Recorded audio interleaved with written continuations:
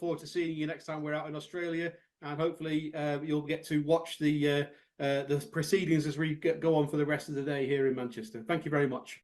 We will absolutely tune in. Thank you so much.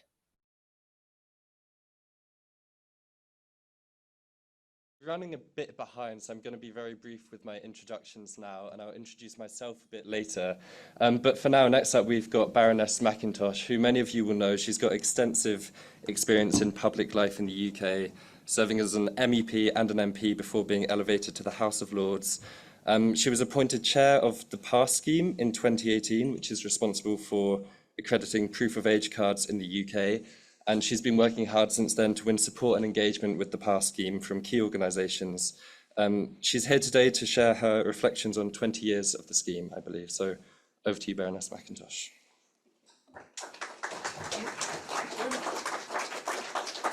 And I'm live, so you can turn me off.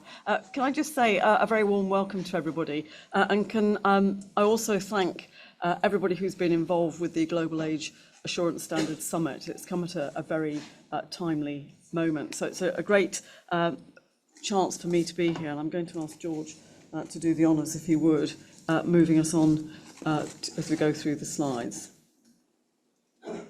or not. No slides?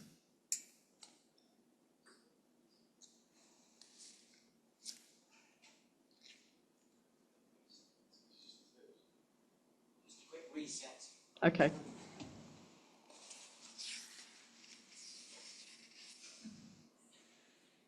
Well, I'll crack on with that, and then we can catch up if we can. So, as George explained, I started my political life in the European Parliament. Sadly, we are no longer members of the European Union.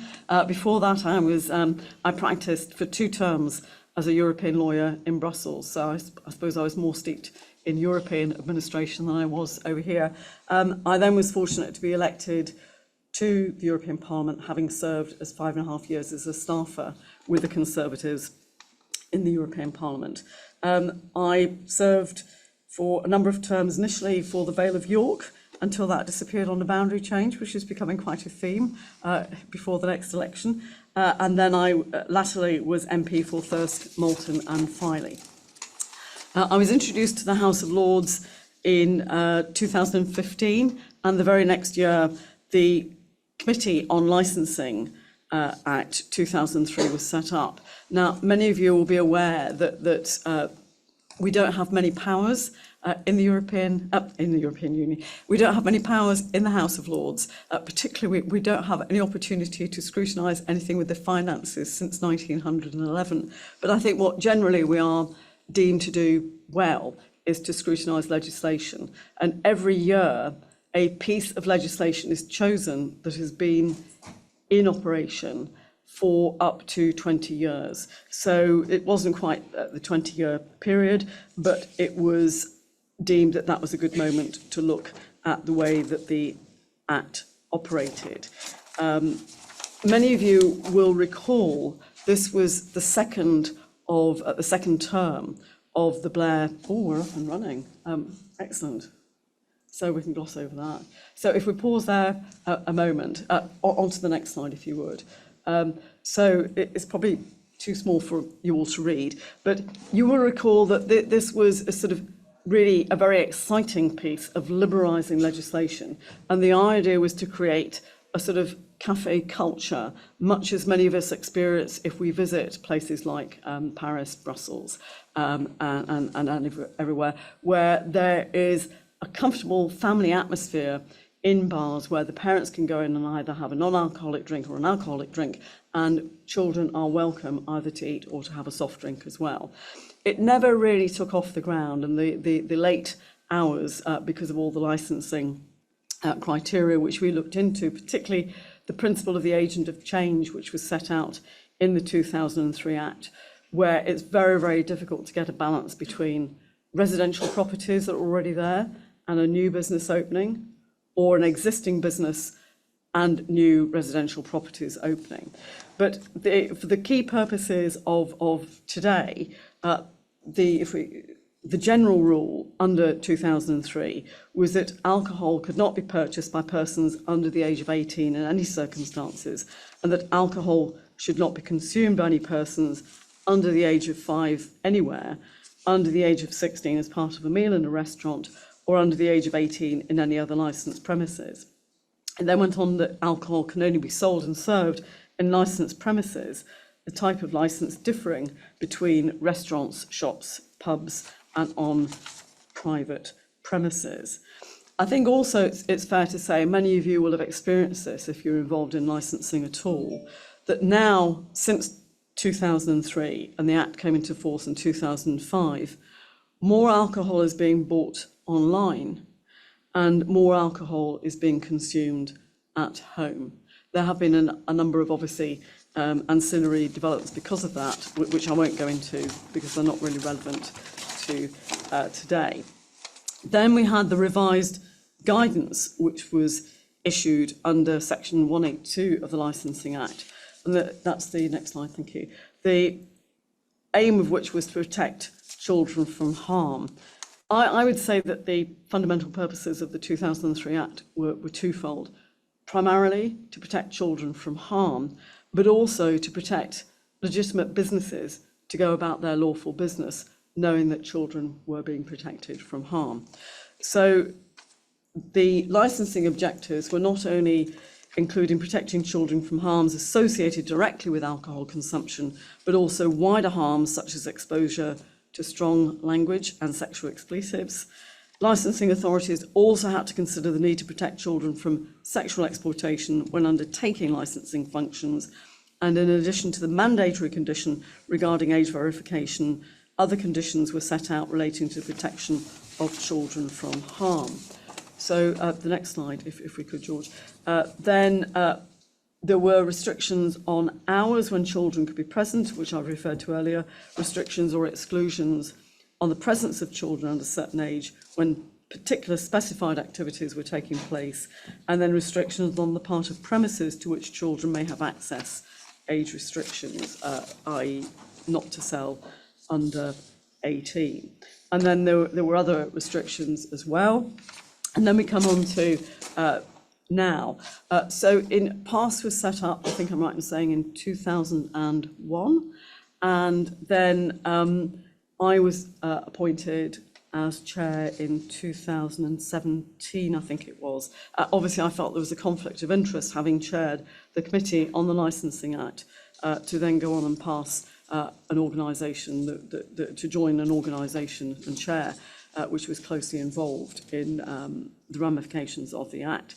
Now, what is so exciting about where we are now, and why I believe that PASS is well placed to play a leading role, we are a not-for-profit organisation, and we are one of those companies in the community which the government is lauding and trialling and trying to promote. So I think those two are very key, because I don't think it would be fit and proper to exploit trying to protect children in a commercial way. So that's very much the ethos to which we subscribe at PASS. So we have responded to the government consultation on whether to allow digital identities and technology to play a role in age verification for alcohol sales, and further whether the government wants to amend the legislation in order to specify that for sales of alcohol that do not take place face-to-face, as I mentioned, online, age verification should take place at the point of delivery as well at the point of sale. So if we go on, there's two more slides, I think. So just the first one, if we go back one. This was the Proof of Age Standard Scheme set up in 2007, and over 6 million cards have been issued by a number of suppliers, various shapes and sizes since 2001. And the aim, as I mentioned, is to protect young people whilst allowing legitimate sales of alcohol and enabling the nighttime economy and other outlets to function effectively. Anybody involved in the nighttime economy since COVID will know what extreme pressures the nighttime economy have suffered from. And reading the Evening Standard as I do during the week, and seeing the implications of yet another rail strike over this weekend, that has had even more impact on them. So it's still a very, very difficult time for them. And then the next slide, please, Jules. The introduction of the digital pass is where we're at, and we're literally at the foothills and the early stages of establishing a digital pass. But we recognise that consumers want the right to carry a digital proof of age as well as physical cards. Also, that businesses yet do not have a system in place to accept digital proof of age and therefore would lose out on the sale of age-restricted products and or be exposed to sanctions for selling underage products. Just a couple more points, if I may. The Online Safety Act 2023, which I think my colleague Baroness Kidron is probably going to speak to later this morning, and more on pass I think it's 2:00 this afternoon from our CEO, Mel Brown, who's here in the audience this morning, showing where we are exactly in our preparation for DPass. But one of the changes that the Online Safety Act 2023 brought in was defining age verification and age estimation in section 230 of the Act. Age verification is said to be any measure designed to verify the exact age of users of a regulated service, while age estimation means any measure designed to estimate the age or age range of users of a regulated service. In both cases, section 230 provides that a measure which requires a user to self-declare their age without more is not to be regarded as age verification or age estimation. I've just heard a little bit of Michael Bentley's talk where he interviewed students, young pupils we used to call, I don't know, children of school age, I think I'm safe to say. And they realise that they're not abiding by the rules. They're 10 years old, they're looking at age inappropriate for them, 13-year-old and upwards. And the bottom line is that they don't see any age verification or estimation basis that will actually cover age verification in a way that it's meant to. That is the challenge that we as legislators and at pass standard as well have to face. I'm also conscious as a legislator that every time we change the law, even though we believe that this can be achievable, and the results of the consultation, I believe, will ideally, if there's not an election before November, then I would like to see the guidance changed after 3 months. That is the normal scope of things, that there will be a response to the consultation within 3 months, and ideally the guidance would be issued in short order thereafter. But given the nature of some of the difficulties, as well as some of the technical difficulties involved, it may well be longer than that. I would also end on the note of the importance of training. And just a fact that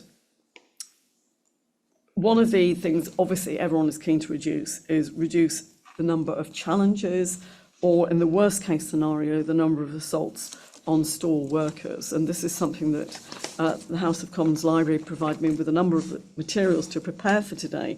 And one of them was the original impact assessment in connection with the consultation which the Home Office launched.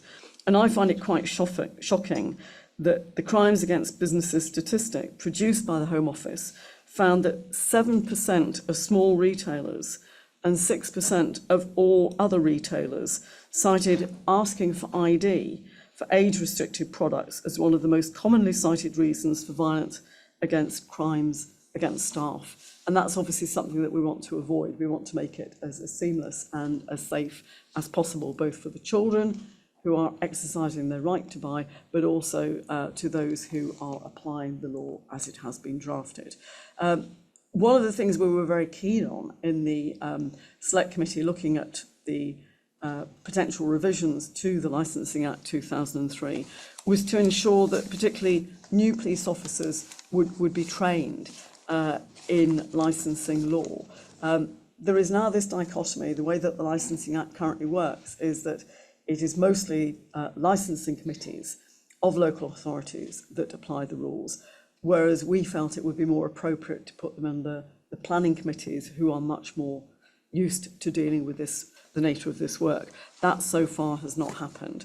But there is still an ongoing issue where there has not been any training, as far as I know. It was agreed and it was set out in our report on evidence from the policing authorities, and I think it was particularly a commitment from the College of Policing that there will be such training. So that is something that I know the Institute of Licensing is very keen on, that all businesses involved in this is keen on it. It is something that you would expect to happen automatically, that licensing committee members will be trained, police officers applying the law will be trained, and it is a source of some disappointment that has not yet happened.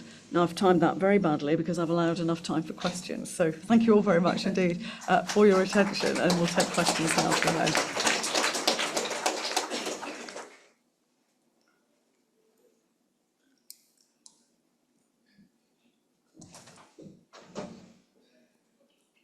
Thank you. Really interesting. Thank you. Kelly Moss from the Retail of Alcohol Standards Group and the Wine and Spirit Trade Association.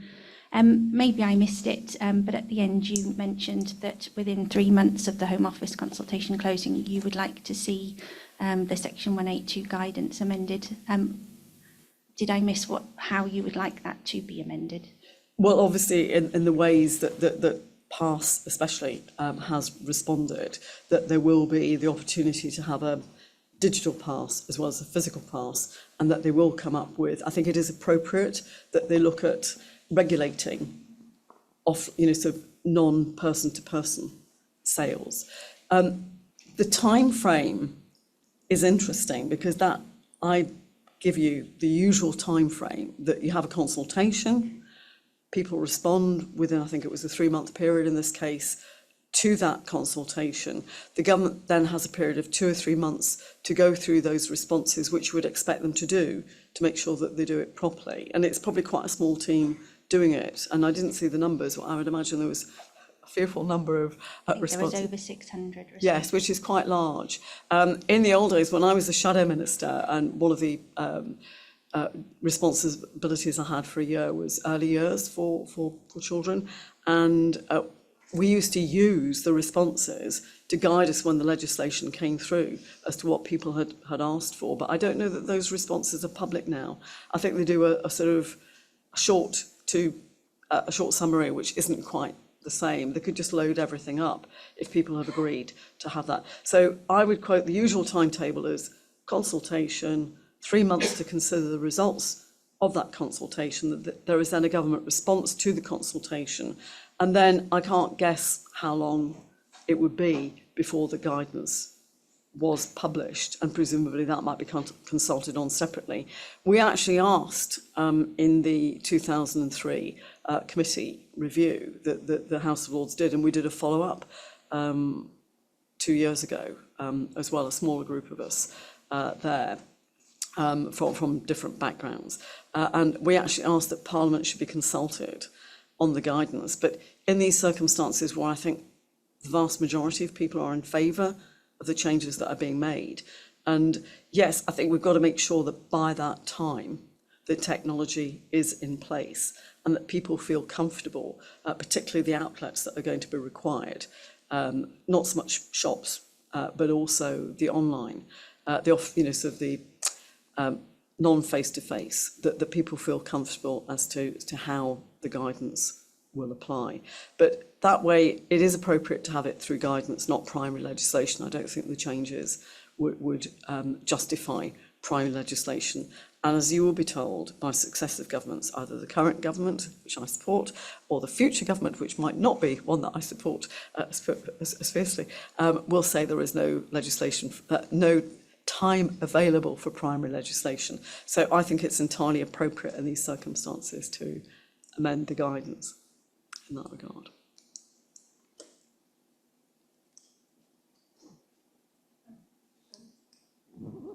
Hi, I'm Hadish. I head up licensing for Tesco's and chair the Retail Alcohol Standards Group. Are there any recommendations or guidance around what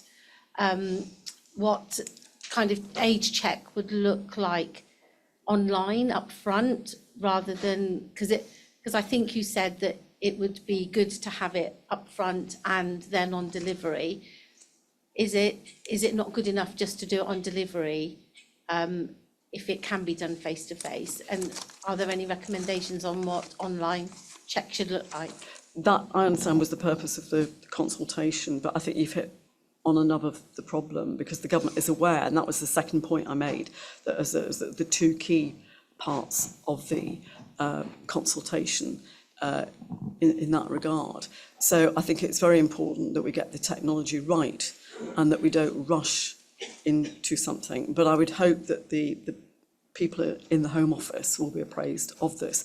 And I think it would be appropriate to probably, they will run the guidance past the key players, and I'm sure that you will be consulted, and the Wines and Spirits Trust in that regard as well. Ian, how lovely to see you. I'm just conveying a question which came in online at the back of the room from Jen Person, which is, you mentioned that people want the right to carry a digital ID. She asked what evidence is there for that, because quite a lot of the people want the right not to carry a digital ID. Well, at PASS, as you will be aware, we are committed to continuing with both physical IDs and also digital IDs. I'm from a generation that probably doesn't feel as comfortable with technology as many of the people of a younger age in this room. I think what was interesting is the way that, do you remember one of the awful things during COVID was getting out to shop, and they had the sort of happy hour for seniors at the early stage, and that was a whole new market for PASS, having a digital pass.